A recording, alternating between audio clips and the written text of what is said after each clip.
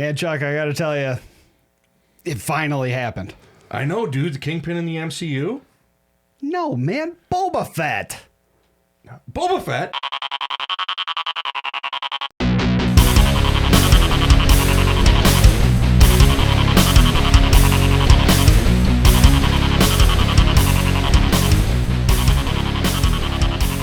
Welcome to the Nerd Card. I'm Phil. I'm Chuck. And we are getting right into the Book of Boba Fett. Yes. We wanted to cover this one as we did Falcon and the Winter Soldier in the past. We're going to do it episode by episode. Yep. And man, I got to tell you, I'm so happy to see Boba Fett have his own show. Well, yeah, he's your favorite character of all time. He's my favorite Star Wars character. Maybe Ahsoka, but it's between the two, and it's really, really close. But it just in terms of story. Yeah. I wanted one thing out of this show. I wanted one thing. And what I wanted was an explanation of how Boba Fett got out of the Sarlacc pit. Well, you got that. I got it in the first 5 minutes. I was so excited. I'm sitting on my couch just beaming. Yeah. With a smile on my face. It was so cool to see that, he grabs an oxygen supply from the stormtrooper that's down there and just goes Boba, Yeah. Fire. I mean, it's been rumored for years that Boba Fett survived the Sarlacc pit. It's been in nerd lore. Everyone always talked about it. And then finally we, in The Mandalorian last season, learned that, yes, he did in fact survive the Sarlacc pit. And now they showed us how he survived the Sarlacc pit. Doesn't sound so bad. In his belly you will find a new definition of pain and suffering as you are slowly digested over 1,000 years. He obviously didn't go through 1,000 years of pain and suffering. No. But, we don't know how long it was. Judging by the wreckage of Jabba's sail barge, it is probably, I don't know, I'm going to say 3-4 days, it looks like. Yeah, a few days. I mean, if it was any longer than that, then well, he would start to be like, he'd have some issues. Yeah. I mean, he has issues, but he would have non-functional issues, right? No, that's He'd fair. be shutting down. So he got out, and that was in the first couple minutes, and it was cool to finally see. Very cool. And then, of course, stripped of his armor by Jawas. Oh, the dirty little Jawas. They always do that. They do that. They do that a lot. Exactly. And then taken prisoner by Tusken Raiders. Taken prisoners or put into a training program. It's not really clear. That's actually a really good observation that you had. I was like, well, why are they keeping them alive except to maybe do the dirty work that they didn't want to do, like make dig them up. part of the tribe. It's never really been clear of how Tusken Raiders become Tusken Raiders, if they're born into it. At some point they had to have started, if they're in fact human as they showed to be in the comic book. Right. But, we don't know. There's a lot we don't know about Tusken Raiders. For sure. And so why do they have him, tied up and around the campfire, and he goes out on the missions with the chieftain's son, and, after they fight the Sand Kraken, he comes back and he gets a reward of water. Yes. And is not tied back up. So, this will probably be a recurring part of all the episodes, is we'll get flashbacks to, what the gap between, the Mandalorian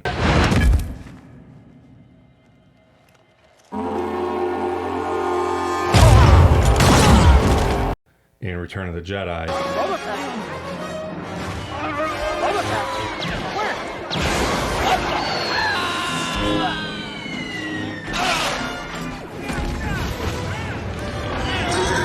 Right. And as we watch him now, trying to establish himself and as Jabba and Bib Fortuna's follow-up boss. Right, exactly. And, that brings up an interesting point. He's seen in the Bacta tank a lot throughout the show. But when we were watching it, I thought, oh, he's in his flashback tank. Yeah, right, because it's a device they use clearly. They do some cool transitions we both commented on. Oh, yeah. Of going between those images of his flashbacks.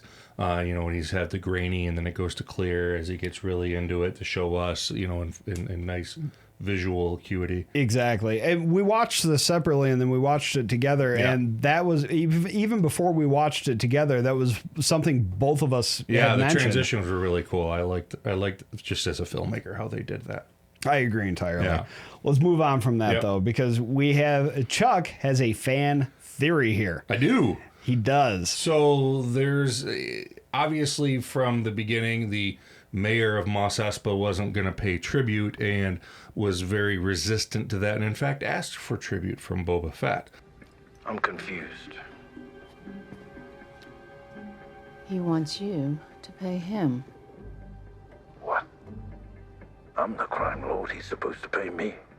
Yeah, that's gutsy. I suspect, given where his history is in this timeline, that the mayor of Mos Espa might in fact be a crime lord himself by the name of Darth Maul.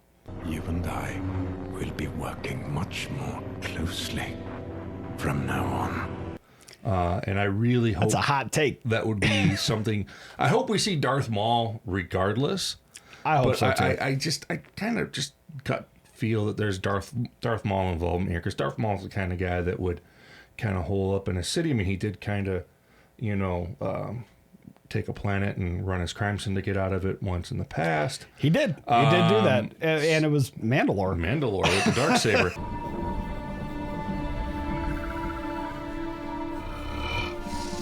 I claim this sword, and my rightful place as leader of Death Watch.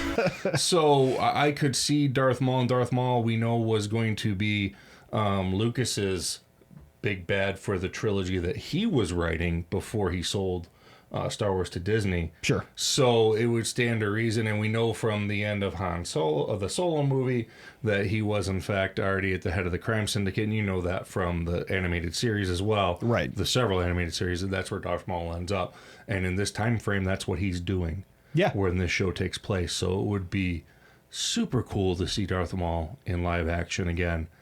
In the show. Well, and especially if it's Ray Park reprising that role, which he's more than capable of doing. Oh, yeah. So that's really cool. But he is the mayor of Mos Espa. Yeah. Which we have seen before in Star Wars. We have. In The Phantom Menace. A few spaceports like this one are havens for those that don't wish to be found.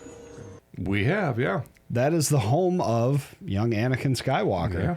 Yeah. So it's pretty cool to go back to that location. I mean, Tatooine is the center of the Star Wars universe, although it's a backwater outlying world. It really is. It absolutely is. It produces its worst villain and its biggest hero. Yeah.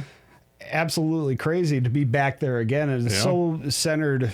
Everything happens there. It's just in 2 cities. Yeah. That's it. Well, 3 if you count the Mandalorian too. Sure.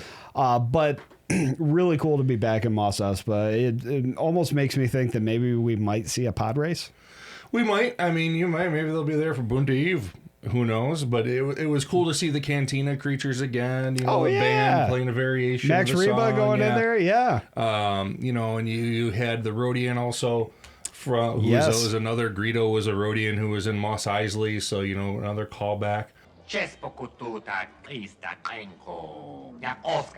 I bet you have. There's so many Easter eggs throughout just the first episode. Yeah, I mean, one thing that Phil and I were trying to figure out, and we went and watched a couple other, A New Hope and The Rise of the Skywalker to see if maybe we could confirm that it is the moisture farm that the Tusken Raiders are staking out when some crime syndicate, maybe who works for Darth Maul, is raiding that moisture farm.